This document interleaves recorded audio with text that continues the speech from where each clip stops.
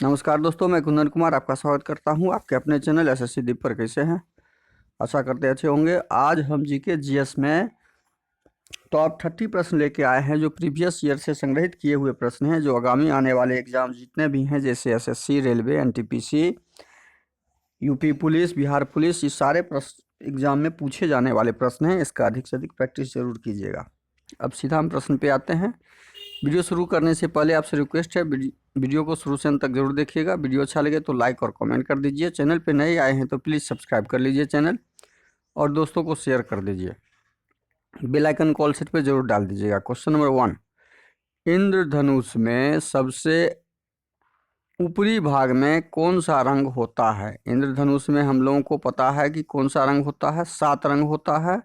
उसमें सबसे ऊपरी भाग में जो रंग होता है वह कौन सा रंग है? वह कौन सा रंग होता है? तो वह रंग लाल होता है। सबसे ऊपर लाल होता है। तो इस प्रश्न का सही आंसर क्या हो जाएगा? ऑप्शन ए, लाल। अगला प्रश्न है क्वेश्चन नंबर 2 आपके सामने में। क्वेश्चन नंबर 2, सोना का रासायनिक संकेत क्या होता है? सोना का रासायनिक संकेत जैसे सोडियम का Na होता है, कैल्शियम का Cl होता है, हाइड्रोजन का H2H होता है, ऑक्सीजन का O2 होता है, उस कार्बन का CO2 होता है। उसी प्रकार सोना का रासायनिक संकेत होता है। रासायनिक संकेत क्या होता है? वो होता है आपका Au। क्या होता है? Au होता है। तो इस प्रश्न का सही आंसर क्या हो जाएगा? Au। कॉपर का Cu होता है, लेड का Pb होता है, सिल्वर का Ag होता है। तो अगला प्रश्न है हमारा क्वेश्चन नंबर 3, शेरशाह का मकबरा कहाँ पर स्थित है? शेरशाह का मकबरा आपका सासाराम में स्थित है। कहाँ पर स्थित है? सासाराम। सासाराम में स्थित है। तो इस प्रश्न का सही आंसर हो जाएगा ऑप्शन बी, सासाराम। अगला प्रश्न क्वेश्चन नंबर 4, चरक किसके प्रसिद्ध दरबार में राजवैद्य थे? किसके प्रसिद्ध दरबार में चरक राज दरबार थे? तो यह थे कनिष्क के प्रसिद्ध दरबार में राज दरबार थे चरक। और चरक ने ही, चरक वो ज्ञाता हैं जो आयुर्वेद के जन्मदाता कहलाते हैं। आयुर्वेद के जितने भी इलाज होते हैं वो चरक की ही देन है। चरक संहिता लिखा हुआ है आयुर्वेद के ऊपर। तो इस प्रश्न का सही आंसर ऑप्शन डी हो जाएगा। अगला प्रश्न है क्वेश्चन नंबर 5, भारत की संसदीय शासन व्यवस्था किस देश के अनुरूप है? तो यह है आपका ब्रिटेन के अनुरूप। किसके अनुरूप? ब्रिटेन। तो इस प्रश्न का सही आंसर हो जाएगा ऑप्शन बी, संसदीय शासन व्यवस्था इंग्लैंड से लिया गया है। और जो क्योंकि इंग्लैंड यहाँ पे शासन करता था भारत में, तो उसकी शासन व्यवस्था को ही अपने संसद के ऊपर अभी लागू किया गया है और चल रहा है। अगला प्रश्न है क्वेश्चन नंबर 6, दादा साहेब फाल्के पुरस्कार किस क्षेत्र में दिया जाता है? दादा साहेब फाल्के पुरस्कार संगीत फिल्म के क्षेत्र में दिया जाता है। फिल्मी दुनिया के बहुत बड़े कलाकार दादा साहेब फाल्के जी थे। तो उन्हीं के नाम से यह पुरस्कार भारत में दिया जाता है, जो सर्वोच्च फिल्म पुरस्कार है यह। इसके ऊपर फिल्म का कोई भी पुरस्कार नहीं है। दादा साहेब फाल्के पुरस्कार फिल्मी जगत के लिए दिया जाता है। तो इस प्रश्न का सही आंसर ऑप्शन डी हो जाएगा। अगला प्रश्न है क्वेश्चन नंबर 7, रामकृष्ण मिशन की स्थापना किस वर्ष हुई थी? रामकृष्ण मिशन की स्थापना 1897 ईस्वी में किए थे। कौन किए थे? रामकृष्ण मिशन की स्थापना किए थे 1897 ईस्वी में। कौन किए थे? इसका उत्तर आपको कमेंट बॉक्स में ज़रूर देना है। यदि आपको पता हो तो उनका नाम जरूर आप लिख के कमेंट बॉक्स में आंसर दें। अगला प्रश्न है क्वेश्चन नंबर 8,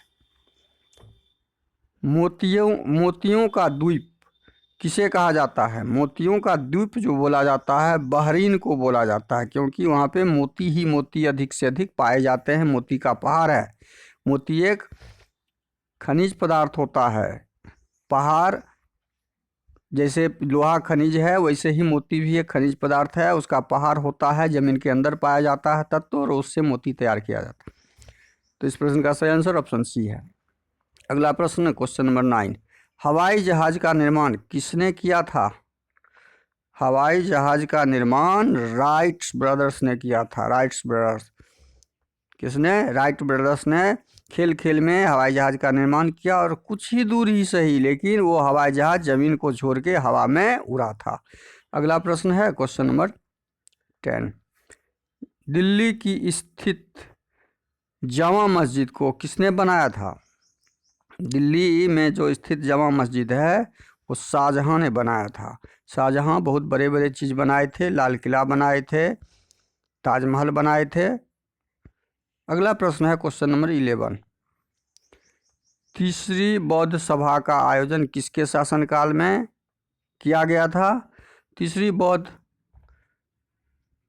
सभा का आयोजन जो किया गया था वह अशोक के शासनकाल में किया गया था। किसके? अशोक के शासनकाल में। इस प्रश्न का सही आंसर ऑप्शन डी है। अगला प्रश्न है क्वेश्चन नंबर 12। भारत में बैंकिंग सेक्टर किसके द्वारा संचालित होता है? भारत में बैंकिंग सेक्टर जो संचालित होता है रिजर्व बैंक ऑफ इंडिया के द्वारा, आरबीआई। किसके द्वारा?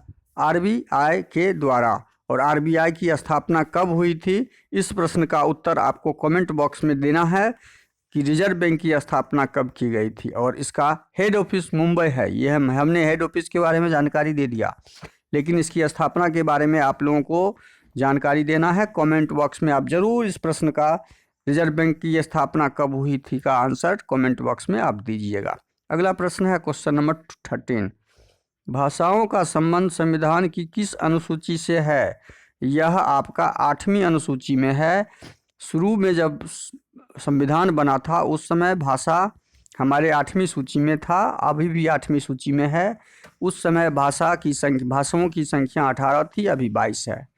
12 से शुरू हुआ था, 12 से 18 भाषाएं उसमें जोड़े गए और अभी 22 भाषाएं हैं जो संविधान में जुड़े हुए हैं भारत की।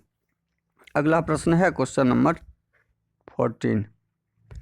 पोलियो टीका को सर्वप्रथम किसने तैयार किया था? पोलियो टीका को सर्वप्रथम जॉन सॉल्क ने तैयार किया था। किसने? जॉन सॉल्क नामक वैज्ञानिक ने तैयार किया था। तो इस प्रश्न का सही आंसर जॉन सॉल्क हो जाएगा, ऑप्शन ए। अगला प्रश्न है क्वेश्चन नंबर 15। प्रसिद्ध चार मीनार कहाँ पर स्थित है? चार मीनार हैदराबाद, सबको पता होना चाहिए। चार मीनार कहाँ है? हैदराबाद। चार मीनार के शहर को हैदराबाद शहर बोला जाता है। हैदराबाद शहर को चार मीनार का शहर बोला जाता है, यही तो वहाँ का पर्याय है। तो इस प्रश्न का सही आंसर हो जाएगा हैदराबाद, जो आंध्र प्रदेश और तेलंगाना का अभी वर्तमान में राजधानी है। राजधानी अभी कुछ दिन के बाद दोनों का अलग अलग हो जाएगा। अगला प्रश्न है क्वेश्चन नंबर 16। प्लासी का युद्ध किस वर्ष में हुआ था? प्लासी का युद्ध 1757 ईस्वी में हुआ था। 1757 ईस्वी में प्लासी का युद्ध हुआ था। 1857 ईस्वी में, ठीक 100 साल के बाद, 1857 ईस्वी में मंगल पांडे द्वारा सैनिक युद्ध हुआ था, जिसको बोलते हैं 1857 का विद्रोह, सैनिक विद्रोह।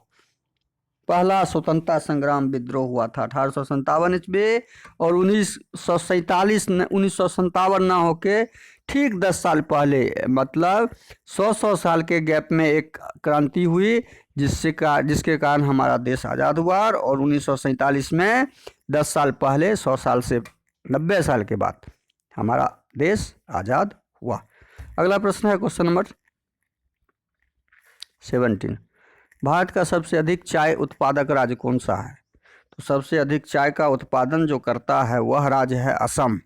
और सबसे बेस्ट चाय का उत्पादन कौन करता है? पश्चिम बंगाल का दार्जिलिंग। दार्जिलिंग का चाय काफ़ी महंगा चाय होता है। पश्चिम बंगाल में जो दार्जिलिंग में जो चाय का उत्पादन होता है, उस चाय की कीमत दुनिया में अनलिमिटेड है। मतलब जिसके जितना टेस्ट उतना उसका स्वाद। दार्जिलिंग का चाय आप पूरे देश में कहीं नहीं मिलता है, वो सारा विदेश के लिए चला जाता है।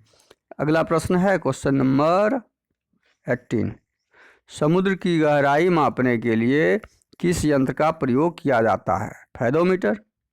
समुद्र की गहराई मापने के लिए फेदोमीटर का प्रयोग किया जाता है कि समुद्र के अंदर एक फेदोमीटर नाम का यंत्र डाला जाता है, जो ऑप्शन सी में दिया हुआ है, और वो पता करके बताता है कि यहाँ पे गहराई कितना है। अगला प्रश्न है क्वेश्चन नंबर 19। एयरफोर्स वन जहाज में कौन यात्रा करता है? एयरफोर्स वन जहाज में अमेरिका का राष्ट्रपति, इस जहाज का नाम है अमेरिका का राष्ट्रपति, इस पे सफर करता है। अगला प्रश्न है क्वेश्चन नंबर, सारी व्यवस्था होती है इसमें एयरफोर्स वन में, मीटिंग से लेके इमरजेंसी तक के मीटिंग, इमरजेंसी वार में यदि कुछ भी हो उस पे इस एयरफोर्स वन पे ना एटम बम का प्रभाव पड़ता है ना कोई मिसाइल का प्रभाव पड़ता है। इस प्रकार से इसको बनाया गया है और इसमें लगभग 250 से 300 व्यक्ति का मीटिंग आराम से राष्ट्रपति ले सकते हैं। मीटिंग हॉल अलग होता है, आराम हॉल घर अलग होता है, सारी व्यवस्था इस एयरफोर्स वन के अंदर होता है। अगला प्रश्न है क्वेश्चन नंबर 20, मेडागास्कर किस महासागर में स्थित है? मेडागास्कर आपका जो है हिंद महासागर में स्थित है। तो इस प्रश्न का सही आंसर क्या हो जाएगा? ऑप्शन सी हो जाएगा। अगला प्रश्न क्वेश्चन नंबर 21, फतेहपुर सीकरी का निर्माण, फतेहपुर सीकरी का नाम जैसे ही आए तुरंत आपके दिमाग में हिंट करना चाहिए अकबर के अलावे फतेहपुर सीकरी में अकबर ने बहुत बड़ा स्तंभ भी बनाया था। तो इस प्रश्न का सही आंसर है अकबर। अगला प्रश्न है ऑप्शन बी। अगला प्रश्न क्वेश्चन नंबर 22, भारत की तीसरी महिला ग्रैंड मास्टर कौन बनी? तीसरी महिला ग्रैंड मास्टर भारत की जो बनी वैशाली रमेश बाबू। कौन बनी थी? वैशाली रमेश बाबू बनी थी। तो इस प्रश्न का सही आंसर ऑप्शन ए हो जाएगा। अगला प्रश्न क्वेश्चन नंबर 23, महात्मा गांधी ने भारत में पहली बार सत्याग्रह कहाँ किया था? तो पहली बार सत्याग्रह महात्मा गांधी ने भारत में जो किया था वो चंपारण था, जो बिहार में है, तिनकठिया कानून के खिलाफ। अगला प्रश्न है क्वेश्चन नंबर 24, फूल का कौन सा भाग बीज बनता है? फूल का कौन सा भाग? फूल का बीजांड भाग जो है बीज बनता है। इस प्रश्न का सही आंसर ऑप्शन ए है। अगला प्रश्न क्वेश्चन नंबर 25, सबसे छोटी जीवित कोशिका कौन सी है? सबसे जीवित छोटी कोशिका जो होती है वह माइकोप्लाज्मा होती है। कौन? माइकोप्लाज्मा। तो इस प्रश्न का सही आंसर है ऑप्शन बी, माइकोप्लाज्मा। अगला प्रश्न क्वेश्चन नंबर 26, आगरा शहर किस नदी के तट पर है? आगरा शहर यमुना नदी के तट पर है। किस नदी? यमुना नदी के तट पर है। तो इस प्रश्न का सही आंसर ऑप्शन ए हो जाएगा। अगला प्रश्न है क्वेश्चन नंबर 27, असहयोग आंदोलन के प्रारंभ के समय वायसराय कौन था? तो वायसराय उस समय था आपका लॉर्ड जेम्स फोर्ड था। तो इस प्रश्न का सही आंसर ऑप्शन बी हो जाएगा। अगला प्रश्न क्वेश्चन नंबर 28, लोथल हड़प्पा का प्राचीन शहर किस राज्य में स्थित है? लोथल हड़प्पा प्राचीन शहर आपका जो है गुजरात में स्थित है। कहाँ पर? गुजरात में। तो इस प्रश्न का सही आंसर ऑप्शन ए हो जाएगा। और लोथल पुराना बंदरगाह है, सबसे पहला बंदरगाह लोथल में ही था। उस समय हड़प्पा के समय बंदरगाह गुजरात में लोथल ही कहलाता था। इस प्रश्न का सही आंसर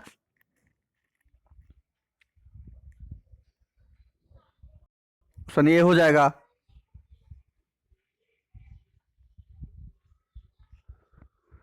अगला प्रश्न है क्वेश्चन नंबर 28,